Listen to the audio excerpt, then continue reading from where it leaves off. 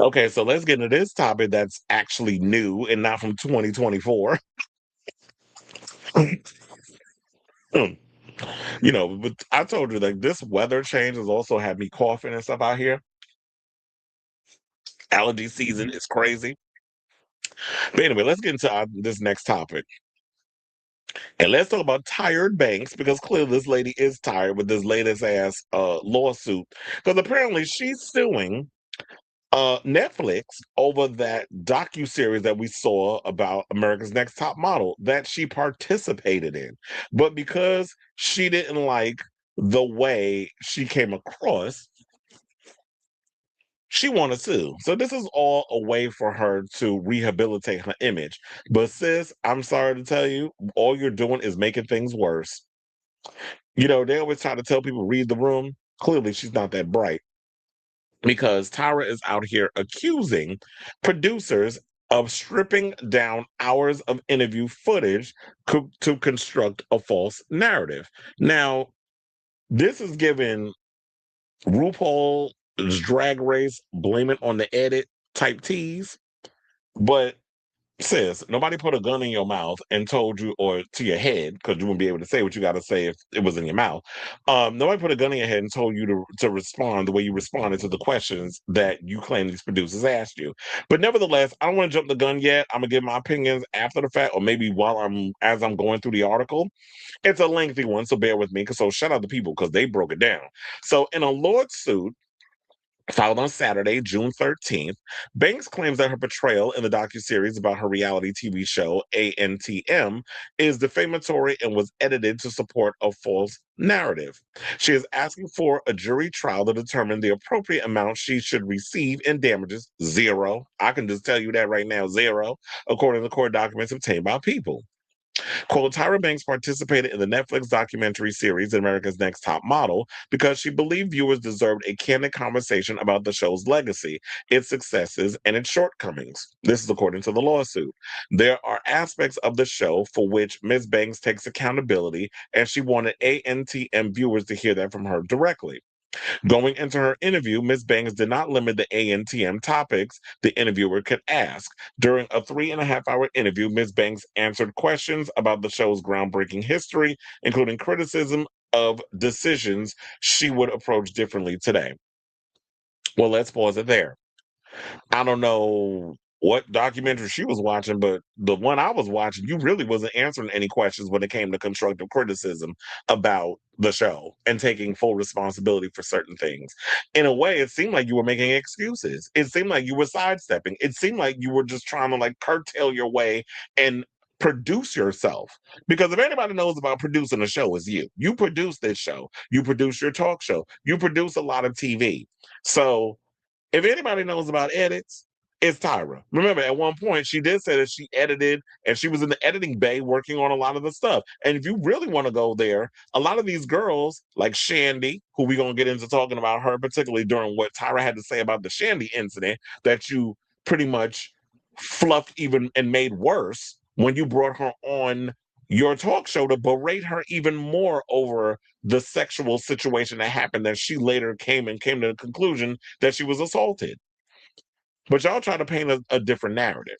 So now you're calling her a lie, and don't even get me started because they also dragged Sherry Shepherd into this whole lawsuit. We're gonna get to it. I know I'm jumping the gun because I'm excited over all the stuff that's up in here, but let's just take it, a situation at a time. So now the Netflix series Reality Check inside America's Next Top Model was sold to viewers as a documentary series.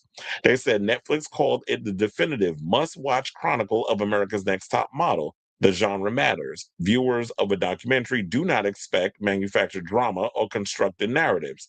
Same thing that some people say about the Michael Jackson docu-series. They expect facts because they are promised a documentary that is exactly how viewers interacted with the Netflix series. Banks is claiming that just 60 minutes of her lengthy interview was used in the docuseries and that the clips are stripped of context and reassembled to support a false and defamatory narrative related to what she actually expressed. She said the accountability she took for some of the most controversial moments in ANTM were edited out of the docuseries. The lawsuit claims worse, the false narrative the producers constructed through selective editing, deliberate omission, and surgical manipulation. They said of continuous footage, including that Ms. Banks knowingly allowed a contestant to be SA'd on her show, exploited that contestant's trauma for ratings, and then could not even remember it when asked. Well, she was under the influence of alcohol. And don't even get me started on what was the other girl name? The one that we was rooting for you. We was all rooting for you. And the fact that you told her and her son could go back to sleeping on a mattress in the projects, was that not what happened? Because that was the story she told. What was her name? Danielle? Wasn't that you trying to call her a liar too? So they said that narrative about Miss Banks is complete fabrication. One that Netflix streamed to a global audience of millions. In the lawsuit, Banks calls out two partially true statements made by Maura Laushi, one of the directors and executive producers of the Netflix series. The statements are that she had an opportunity to really go deep into the debates about ANTM and to share her side of the story. In another interview, Miss Laushi and Miss Banks were ready to speak, and I think that a lot of her answers were very honest, and it's all in the show, really. However, reality check director Laushi alleges that the documentary would have happened with or without Banks in an interview with The Wrap. And people need to realize this is the fact that Tyra was never supposed to initially be a part of this docu-series. This was initially a docu-series where they were going to speak to all the people that worked on it, the Jays and Nigel, the contestants who were on the show, and anybody else who was involved, even Ken Ma. Tyra heard about it and was like, "Oh well, I want to be a part of this story so that way y'all can get my side of the story out." And of course, that's going to be the icing on the cake because people want to listen to hear what Tyra actually, if she's going to take accountability. And according to when we watch the viewers, the video, the series, the viewers collectively were all out here saying, "I don't really feel like she took full accountability of a lot of the things that went on in this show." I mean, yes, Tyra was not the sole person responsible for everything, but you were the face. You ran around bragging that you wore so many hats on this show. I was an executive producer and I had a hand in this and this and this and this and this. So when you want to wear that many hats and show that you that bitch, with this show, of course, there are going to be people out here who's going to put all of the blame on you. I don't think Tyra is solely to blame on what happened in America's Next Top Model and the toxicity that happened with the show. I do feel like she was a participant, but she's not fully 110% responsible. So I'm not going to put all that on her. But sis, take responsibility. Oh, auntie, because you older than me, take responsibility for your situation or your part in all of this. So I wanted to say Banks did share her side. Her answers are very honest, but the story that viewers heard was the deceptive story producers chose to tell. Banks was the host of ANTM, as you know, for the first 22 cycles after successfully landing her pitch for the show. Well, it took many studios or many a network, but UPN was the one that ended up picking it up. It's funny how y'all try to judge this up in one little sentence. She struggled a bit to sell America's Next Top Model until UPN got in the business of doing it because they're dead last in the ratings. But because Tyra went and got in business with UPN, it did become one of the most successful shows on their network. Now, in the Netflix doc, viewers were taken back to the beginning when Banks first conceived the idea with the help of Ken Ma, who co-executive produced the show with her and also took part in the docu-series. In the three-part project, Banks was asked to address head-on some of the more controversial moments from the show's tenure.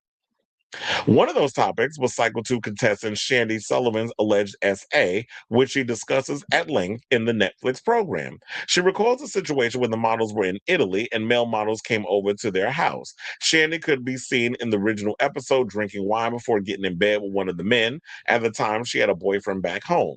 In the Netflix doc, she said that she blacked out at the time, and them girls wasn't eating. So, with y'all having to be up on it with the eating disorders and trying to stay skinny, and drinking and not putting food in your system, I could totally believe that she would black out. And when you black out, you do dumb shit. Because trust and believe, I've blacked out and drunk, and when I've actually my brain has come to, I'm like, where the fuck am I? What did I just do? So you do start missing fragments of what had happened, and then when you try to put the pieces together, And 9 times out of 10, it's not going to become successful unless somebody tells you what was going on. So Banks was asked about Shandy reality check, and she claimed that she had no involvement in production and the editing of storylines, even though Mock said that the contestants were all made aware that everything would be filmed, including the good, the bad, and everything in between.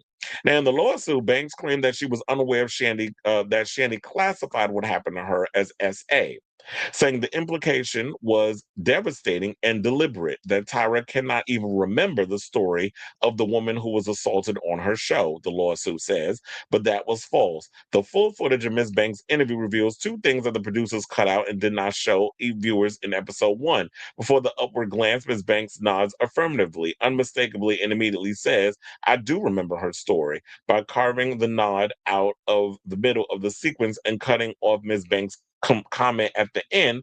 The producers ensured that viewers would see only the lie and not the truth. But wait a minute, wasn't there also footage of America's Next Top Model where, yeah, Tyra wasn't aware of what had happened, but there's a segment when Tyra has the girls sitting at the table and she brings up, oh yeah, when I was out in I forget where, she said that she was traveling for work or whatever the case was, and her boyfriend cheated on her or something or another, and clearly she was aware that Shandy had did something because producers told her. So you may have said something different to fulfill whatever type of narrative you was trying to fulfill in the documentary. But if we need to pull old episodes of America's Next Top Model out for evidence, then maybe they could do that too. Since you want to sit up here and play op too. Well, I did say this in the show, and they cut this piece out. Because like I said, Tyra was so busy trying to perform a certain narrative and trying to produce herself in this documentary instead of just going in, being open-minded, keeping it real, and just being receptive as to what was going on instead of being a fraud or trying to perpetuate a certain way because she didn't want people to come, because people was dragging her over the years, especially because of the whole COVID situation where she, people was sitting at home watching America's Next Top Model and realized how problematic the show was. Excuse me. So yeah, then she also shared a report with other execs to ensure the issue was escalated to the network. Ms. Banks acted promptly and gave the matter the serious attention it deserved. In response, production was paused so the entire cast and crew could undergo SH training conducted by an outside expert. So there was that. And then, of course, she decides to drag Sherry Shepherd in that whole situation in the thing, because remember when the Jays and Nigel Barker went on the show, um, they wound up, on her show, she's feeling like that a certain narrative was perpetuated that wasn't necessarily true. And to that, this is what Miss J got to say about that foolishness. So, speaking of Miss J, she opened up about the health problems she faces his 2012 exit from the show in the docuseries, which debuted globally on February 16th. When asked if Banks had visited him since his 2022 stroke, he said, no, not yet. She just sent me a text. She wants to come and visit me, but no, not yet, and gave that facial expression that you see here on the right. On my left, because I'm having to flip over my brain. But anyway, so now days later, on February 19th, Miss J appeared on Sherry Shepherd's daytime talk show, Sherry, alongside his former co-stars Nigel Barker and Jay Manuel. Miss J said that Banks had reached out but still hadn't visited. In her lawsuit against Netflix, Banks responded to the hurtful allegations that she never reached out or visited Miss J after his stroke that were depicted in the docuseries. Well, Miss J did say that she texted him. But to say that you never visited him, if that's what he's saying, and he said it on multiple talk shows, you're calling him a liar? Because he said you never came to see him. You sent flowers, you texted, maybe you did a FaceTime or two, but you never physically showed your white ass up in a hospital like everybody else did, like Niecy Nash and her wife, or the Nigel Barker or the other, or Mr. J. If they're saying that they ain't never seen your ass up in there, how you gonna call them liars too? Everybody's a liar except Tyra. Because he literally said you reached out, but he ain't seen your ass literally within 8 feet of each other or 6 feet or 2 feet. He ain't smell your breath when you walked in the fucking room. Is basically what he's saying. So you calling him a liar? Now, in her lawsuit against Netflix, she responded to the hurtful allegations that she never reached out or visited Ms. J after the stroke, saying, had the producers informed Ms. Banks that part of the Netflix series narrative would include Ms. J saying that Ms. Banks never visited him in the hospital, Ms. Banks would have explained that she had been living in Australia for 2.5 years. But from what people were saying was it was a 4-year situation that Ms. J, um, it happened before she went and lived in Australia. So you could have visited him. Banks was allegedly not given an opportunity to show a text message sent to Ms. J that went unanswered and text chains with other crew members trying to locate him after his stroke. She would have shown how hard she tried to get in touch with Ms. J personally when she had initially heard the news of his stroke. And she would have shown the text messages that arrived from Ms. J's family member, who eventually texted back months later and apologized for not responding to Ms. Banks' texts and multiple calls sooner due to her being focused on getting him better, the lawsuit said. Ms. Banks would have explained that after the contact, she and Ms. J spent 3 years communicating. They spoke live on the phone at least once. They exchanged voice notes, many photos, and video messages. They text numerous times as recently as Christmas Day 2025. Ms. Banks and Ms. J exchanged holiday messages, and he updated Ms. Banks about his improved health. Yes, we could speak this week. They never spoke. Just weeks later, the Netflix series streamed to a worldwide audience. Again, the producers deprived viewers of truth by withholding from Ms. Banks the information and what others had said in their Netflix interviews, but not providing her with the opportunity to respond. There are numerous other examples. In response to the series' false and defamatory portrayal of Banks, she is suing for damages, including the loss of future business opportunities. Girl, what business opportunities? That hot ice cream? Like, what exactly are you out here doing that's fucking up your business opportunities? Because remember, people didn't even like when your ass was co-hosting Dancing with the Stars. She said she lost business income and other compounding losses, as will be shown at trial. Having also experienced significant mental anguish, Banks is requesting a jury trial to determine compensation for her involvement in the Netflix series. Girl, it is a docu-series. Nobody gets paid for those. Now, Netflix, Ever Wonder Studio, Wise Child Studio, Sullivan, Moore Laushi, and Daniel Savon did not immediately respond to people's requests for comment. Now, in the wake of the docuseries landing on Netflix earlier this year, several previous contestants and judges have spoken out about their time on the show and working with Banks in particular. While some of the models made allegations about mistreatment on the show, others defended Banks and the production. Cycle winner Jasleen Gonzalez told people she has nothing but gratitude for Banks. And also, what is that male model's name? The one that does adult cinematography on OF. He came out and who's bisexual. Marvin Cortez, he recently came out and was defending her too. She said, my feeling with America's Next Top Model has not changed since day one, she told people. I continue to be a fan of the show and Tyra and the legacy that it left behind, especially with the way it transformed my life in such a positive way. PR pro Kelly Cutrone, who appeared as a panelist, that she is a fan of Tyra and said that she's going to prevail in the end. And also remember, she came out and dragged Jay Manuel for throwing shade at Tyra, but she ain't said nothing about Miss J, because he'll read her mascara and Diadina makeup wearing ass for filth, saying she's done a lot for people, including the people who are out here trashing her right now, specifically the people who worked on the show.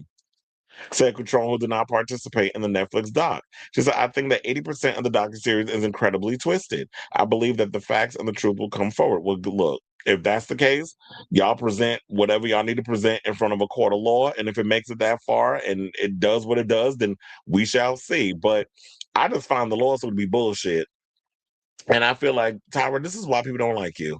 Because the lawsuit, in my opinion, I feel like is giving blaming on the editees. And Tyra, in my opinion, when I watched the docu-series, it did not feel like you was taking responsibility for how you came across. And I think also on top of that, you can, oh yeah, well, we're coming back and we're doing America's Next Top Model. We're doing another cycle and I'm gonna bring it back. And people were looking at it like, well, if this is how your approach is and your overall attitude, like you didn't take any kind of responsibility, you try to perpetuate a certain narrative, and now you just couldn't wait to the end to be out here talking about, well, America's Next Top Model is coming back. And it rubbed people the wrong way. So I think maybe it's the court of public opinion that has her upset more than anything else, because she thought by her sitting down and doing this interview that it was going to rehabilitate her image, and it basically just backfired. So don't get me wrong, as I said, I'm not going to put all the blame on her before. I do feel like she went in with the best intentions when she created the show. And I would bet without a doubt that when she created the show, that she went and wanted to change the modeling industry. However, when reality TV was at its peak and your show's on a network and it's trying to put itself on the map, being UPN, which always came in dead last in regards to the ratings and cultural impact, when you have execs and people to answer to, and they're telling you that we've got to we're out here competing with Survivor. We're out here competing with American Idol. We're out here competing with I don't know if Top Chef, I think Top Chef was on at the time, and so many Project Runway and some of these other shows. We're competing with all these crazy things where we got to come up with crazy challenges, and they're gaining in the ratings. So we have to kind of up the ante every season. And I'm sure she went in with the greatest intentions. But when it comes to, I do feel like she got seduced by the ratings monster. So while your intentions were good, the reality of the fact it is what it is. So we'll just see if she's going to be able to win this in court, or if they'll laugh her out of court. So I'll definitely keep you guys abreast of the story. But also, before we get up out of here, I want to bring up this story from Rob Shutter over here on his Substack, because he spilled some tea saying that he feels that her Netflix lawsuit could backfire. And once upon a time, if y'all didn't know this, Rob used to work for Tyra back in the day. So let's get into this story. So Tyra Banks, as y'all know, is suing Netflix, claiming the streamer manipulated her interview with and damaged her reputation. But insiders who have seen the full unedited footage tell Naughty But Nice that the lawsuit may not deliver the vindication she's hoping for. Full disclosure, I worked for Tyra. She was the first major celebrity I repped as a publicist. And the Tyra viewers saw in the documentary is the Tyra I knew, outspoken, unapologetic, and never afraid to say exactly what she thinks. She tries to act like she doesn't. Because remember when what the hell's her damn name? Janice Dickinson was up there, and she was just trying to be like, oh, I don't want to say whatever. She was trying to be all meek and stuff, but I'm like, Rob said that she was very opinionated. So maybe that was an act because she didn't want to come off a certain way on camera. But I'm sure she let Tyra let her ass have it behind the scenes. Now, the biggest misconception is that there's some softer, completely different Tyra hidden in the unaired footage. There isn't. It's Tyra being Tyra for 3 hours instead of 16 minutes. Sources say the footage doesn't contradict the version viewers saw. If anything, it reinforces it, saying Tyra has always been outspoken, unapologetic, and willing to say exactly what she thinks. Says another source, the unaired material isn't a different person, it's more of the same person. Now, according to insiders, Netflix actually exercised restraint in the final edit. People assume the documentary used the harshest moments. That's not what happened. The producers condensed hours of conversation in 16 minutes, but the overall impression remains the same. And they said if Tyra thinks releasing the full footage will suddenly change public opinion, she's taking a gamble. The longer version doesn't erase what aired, it expands on it. So they're saying that the tapes is under lock and key, but in a way, girl, be careful what you wish for. Because if you want the full situation to come out and it shows a side that makes you come across worse than you did in that series, Netflix is going to do what it's got to do to protect itself. I mean, they're a bigger machine. They understand how business works. So if this is David trying to take on Goliath, good luck, niece, because you got a whole lot cut out for you. And this might backfire because, but then, when it comes to people with egos and who are narcissists, they don't see how they come across when they're around other people. And if that's the gamble you want to take, like I said, be careful what you wish for, because if you get that wish and you come out looking crazy, um, it could hurt you even more, even worse, exponentially. I'm leaving me trying to sound like Ti, because he like using them big ass words. But anyway, I say all this to say, what do you guys think of this story? Do y'all believe any of this foolishness that Tyra's out here trying to play the damn victim in regards of what's going on with her in this recent report of, Netflix making her look crazy out here because she didn't get the accolades that she was hoping regarding, the recent docuseries. She didn't come out looking victorious in the end. So let me know what you guys think of this story in the comments down below.